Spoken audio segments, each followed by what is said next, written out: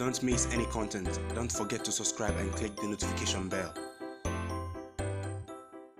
Hey guys, welcome back to Sahara Football. As usual, I am your host, Selassie Fiawe. Today, we're going to talk about ASAMOAH Gyan. Yes, we all know last weekend I brought you a story about baby jet ASAMOAH Gyan. HERVE Renard was in an interview with Juliet Bewa on Twitter, a Twitter live conversation, and he made mention of our captain, former captain, now general captain, ASAMOAH Gyan. He says in training, ASAMOAH Gyan is lazy, but in the big games he tends to deliver. ASAMOAH Gyan has replied to that comment. Also, last weekend, a couple of weeks ago, I think I brought you a story on Samuel Eto'S claiming to be the best ever in Africa's history, the only player to win the treble back-to-back with two different clubs in consecutive years. He says he is the best in the world, and this week I brought you a story on the top 10 richest Africans in the world of football. He was number one, miles ahead of the pack, but Didier Drogba has a word of advice for him.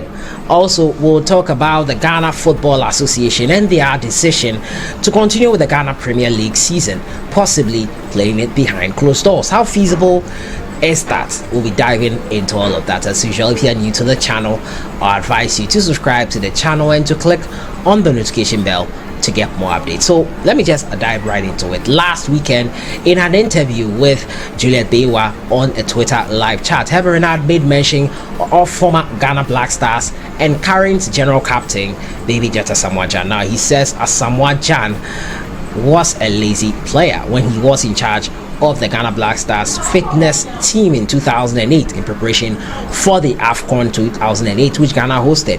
He was the assistant to Claude Leroy at the time. Now, ASAMOAH Gyan, upon hearing that, has responded to those claims. HERVE Renard said ASAMOAH Gyan was really lazy in training. He could have achieved so much with his career. I made even the mention that probably ASAMOAH Gyan's goal was to make money with his career, and he did just that. Number 10 in Africa in terms of the rich list, and I think he is on track in terms of his goals, building so many businesses. Baby Jet Airlines is on course, Paradise Park, and so many other philanthropic work he has been doing for the country. But HERVE Renard insisted that the Ghanaian was lazy in training but tends to deliver in the big games. ASAMOAH Gyan responded to these claims and said that he is not lazy. This is exactly what he said. I am not lazy, he said. I put in 70% hard work and practice the basics needed at training, and then I give everything I have in the game. I work hard in games. The final output is what matters, and not during the training. Consistency is what matters. Renard worked with Gyan in 2008, and Gyan now has 51 goals in 109 appearances for the Ghana Black Stars. So that is what ASAMOAH Gyan is saying.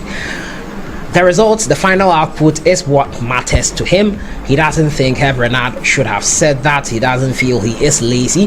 He puts in 70% hard work and practice the basics needed as training.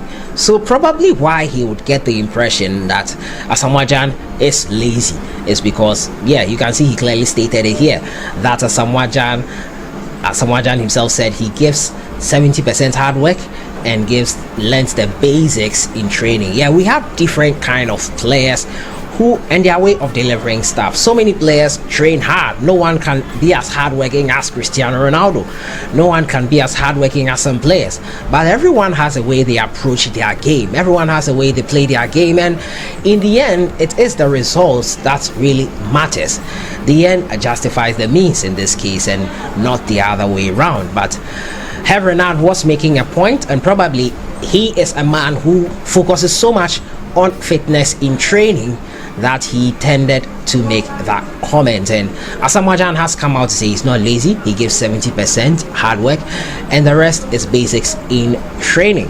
Let me know your thoughts in the comments box on this. Many of you said ASAMOAH Gyan was not lazy when I posted the video, and yeah, it all depends on everyone's point of view. His perception is from training, and ASAMOAH Gyan says, yeah, it's the end that justifies the means, and that is the most important thing in his opinion. I tend to agree. I tend to also agree with HERVE Renard, but hey, I am not on the pitch training with them. Renard is the trainer. He knows what to expect from his players, and probably he is doing just that. So let me know your thoughts in the comments box. I move on to my next story. It has to do with Didier Drogba, Samuel Eto'S, and the El Hadj Diouf. Last 2 weeks, Samuel Eto'S made the comments that he was the best player in Africa, bar none, and even Drogba and El Hadj Diouf know this. Now, Drogba has responded to those claims, but Samuel Eto'S made mention of all the things he had done with his career, his trophy haul, his awards, accolades, 4-time African Best Player of the Year, equaling that of Yaya Toure. No other person has won it 4 times, and he based his argument on that. And Samuel Eto'S says he's the best in Africa. The rich list, he's number 1 on the sport by a country mile, and he's doing some amazing work in his country, Cameroon.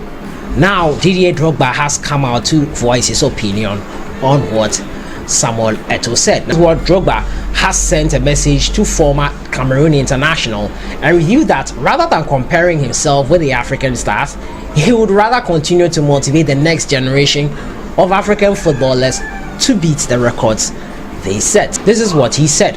He has the right to expression.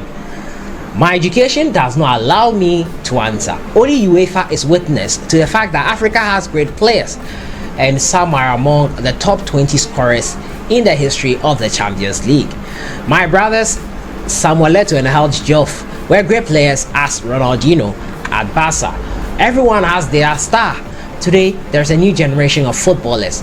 Brothers like Sadio Mane and Mohamed Salah do wonders in clubs and could do better than former players. So that is what Didier Drogba had to say to Samuel Eto'S on who is the best player in Africa. He says everyone's time will come, and Drogba has a point. Yeah, everyone's time will come, but until then, Samuel Eto'S is saying that he is the best. Drogba too says that he's not qualified to be the one to be judging whether players are better. Player A is better than player B. UEFA have experts in there who are educated, who are trained, and who analyze all those things. That is not his place. Drogba too has a point. Eto'S has the right to express himself and feel that he is the best in Africa. Drogba has a right also not to say anything and say comments like he did. But let me know your thoughts in the comment box about Drogba's response to Samuel Eto'S.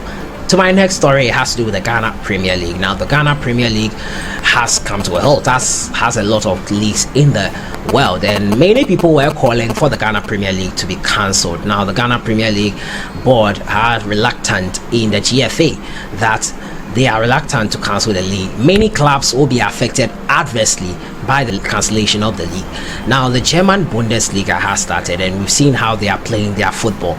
They are playing it behind closed doors, and that is the way forward for them. As we all know, this coronavirus, it looks like it will be with us for a while, so we have to learn how to live with it, and the Germans are doing well. So far, 2 match days have been executed, and no issues whatsoever have been reported, though they told us that they would not tell us when a case is recorded in the German Bundesliga. Nonetheless, it has been calm so far. Now, Ghana Premier League and the Ghana Football Association are planning to make a proposal to government when the ban on gatherings are removed to play games behind closed doors. Yes, that's a proposal that is coming out from the camp of the Ghana Football Association. Now, my problem with this one is that most of the clubs who are suffering right now financially depend mostly on gate proceeds to make a lot of their revenue. Yeah, so why playing behind closed doors will be a big problem is it won't solve the problem of making revenue. It could actually worsen it, because in preparing for games they have to buy logistics and provide logistics to the players in terms of training materials and other stuff, and designing the stadium, preparing the pitch managers, people who clean the pitch, who make the pitch ready and everything, stadium maintenance, all that will cost money, which they might not be able to make back from the revenue source, which is most popular with them, that is from the gate proceeds. That's my only problem with this suggestion from the GFA to the government of Ghana. Now, the government of Ghana will have the final word in the end, but this is my problem with it.